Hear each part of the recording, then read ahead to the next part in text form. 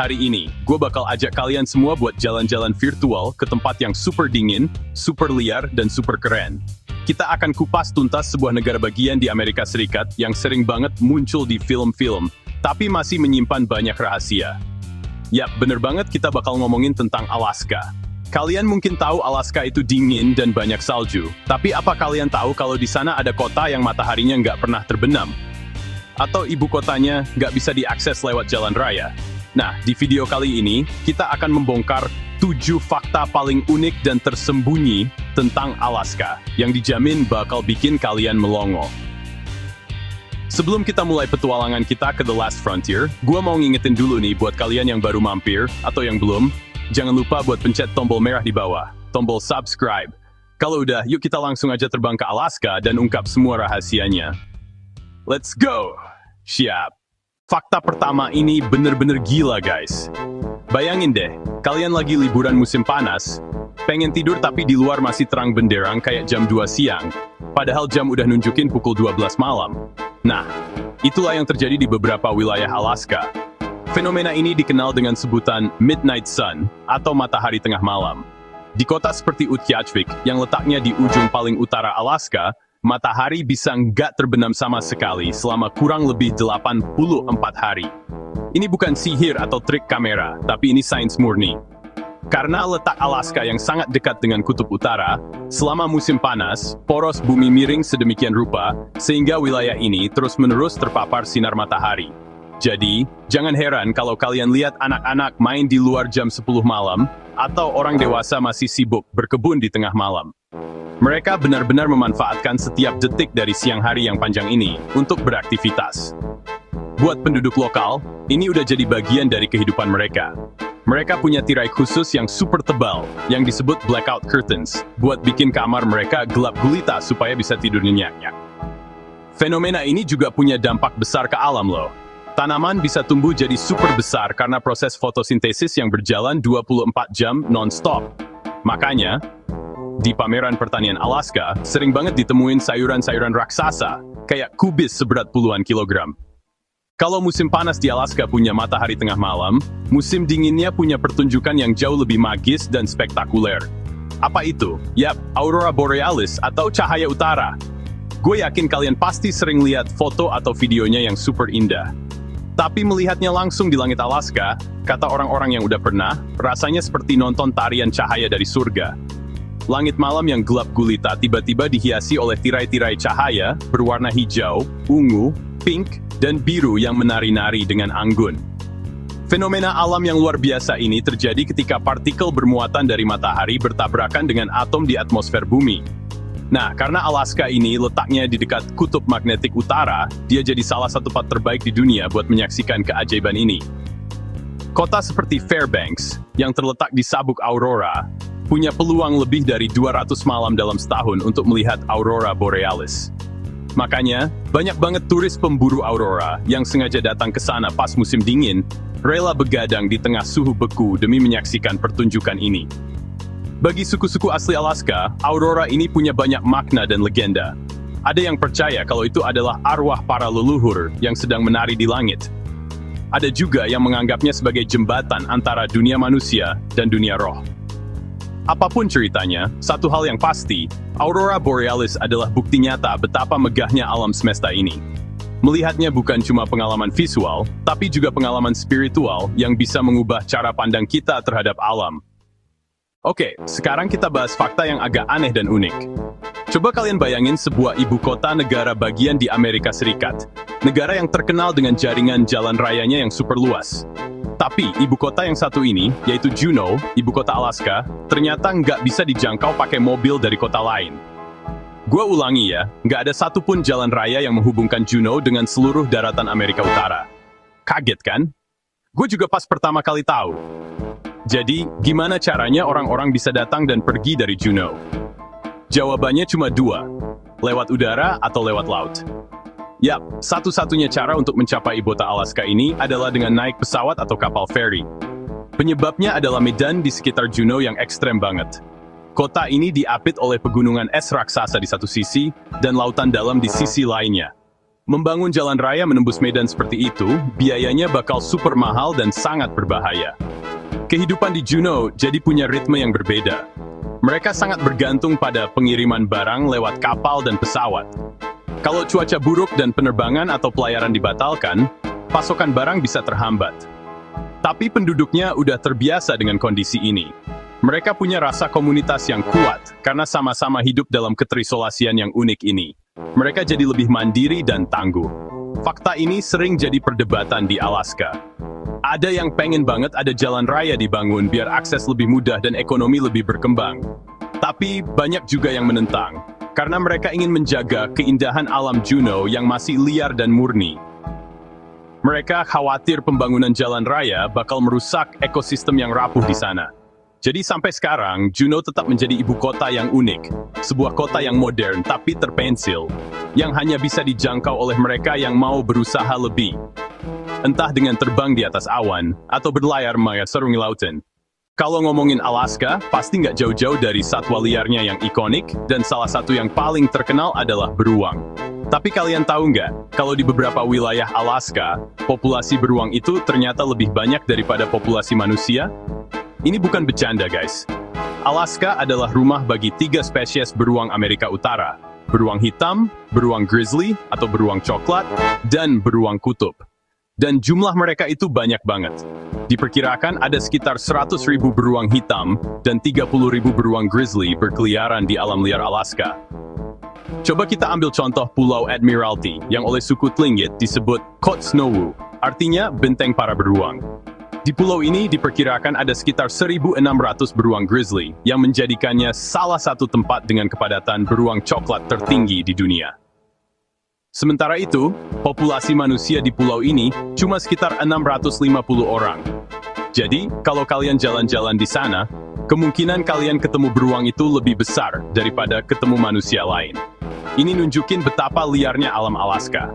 Hidup berdampingan dengan beruang udah jadi hal yang biasa buat penduduk Alaska. Mereka diajarkan sejak kecil cara menghormati dan menjaga jarak dengan hewan buas ini. Mereka tahu cara menyimpan makanan dengan aman, biar nggak mengundang beruang. Dan mereka selalu waspada saat beraktivitas di luar ruangan.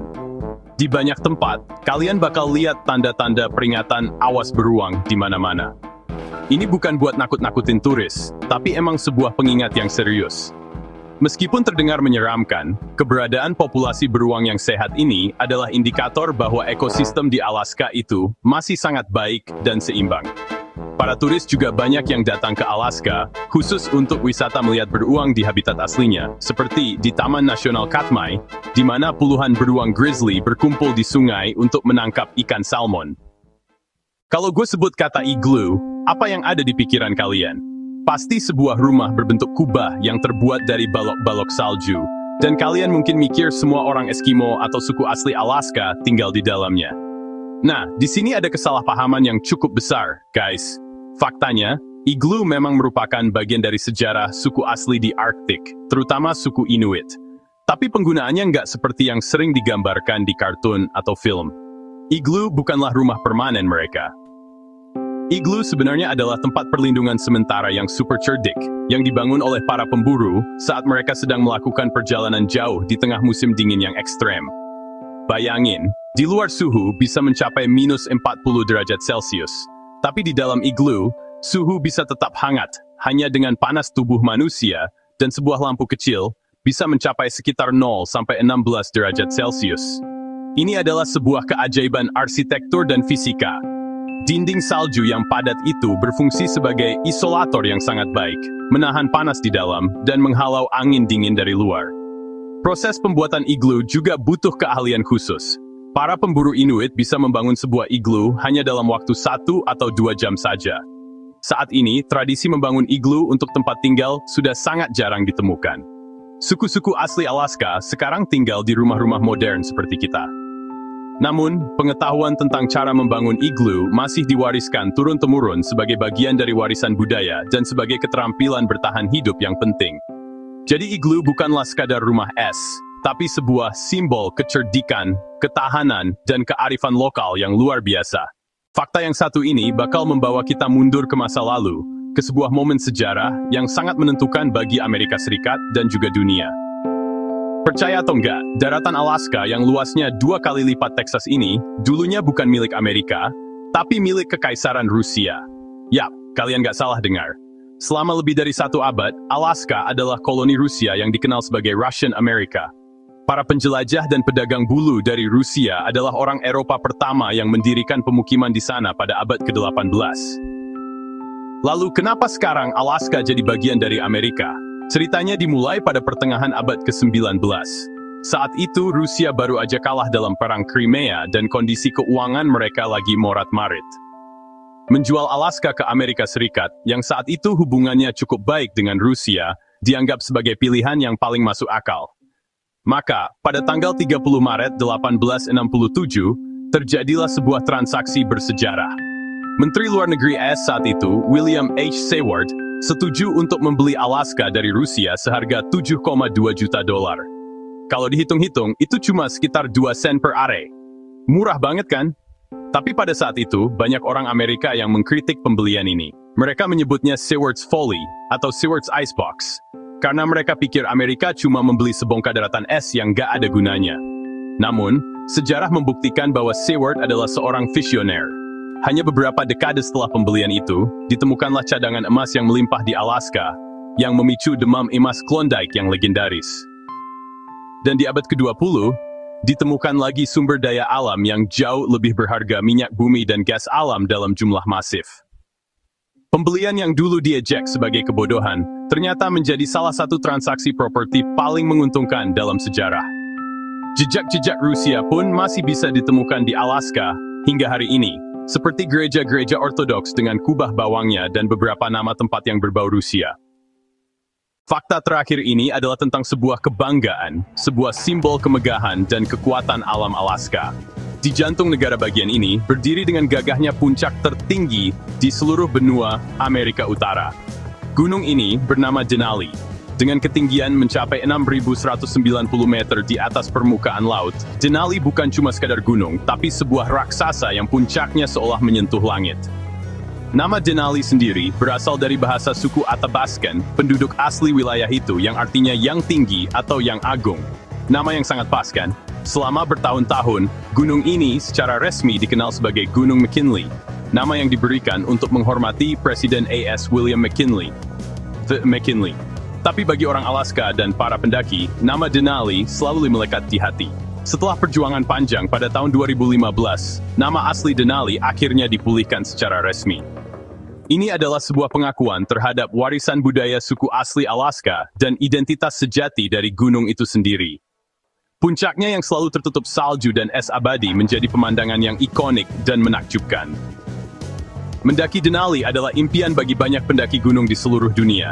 Tapi ini bukan pendakian yang main-main. Denali dianggap sebagai salah satu gunung paling menantang di dunia karena letaknya yang sangat utara.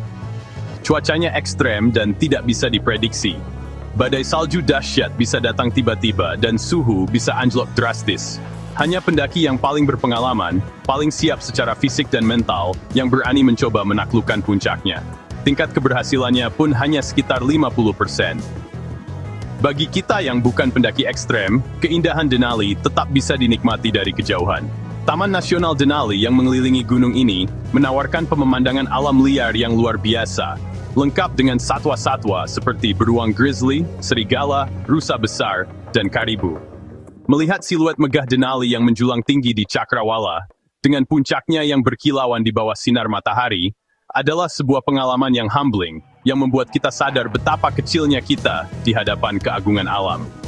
Denali benar-benar mahkota permata dari The Last Frontier. Gimana guys? Gila banget kan fakta-fakta tentang Alaska tadi? Dari matahari yang gak pernah tenggelam, tarian aurora yang magis, ibu kota yang terisolasi, sampai gunung tertinggi di benua. Gua harap video ini nggak cuma nambah wawasan kalian, tapi juga bikin kalian makin kagum sama keajaiban alam dan keunikan dunia kita.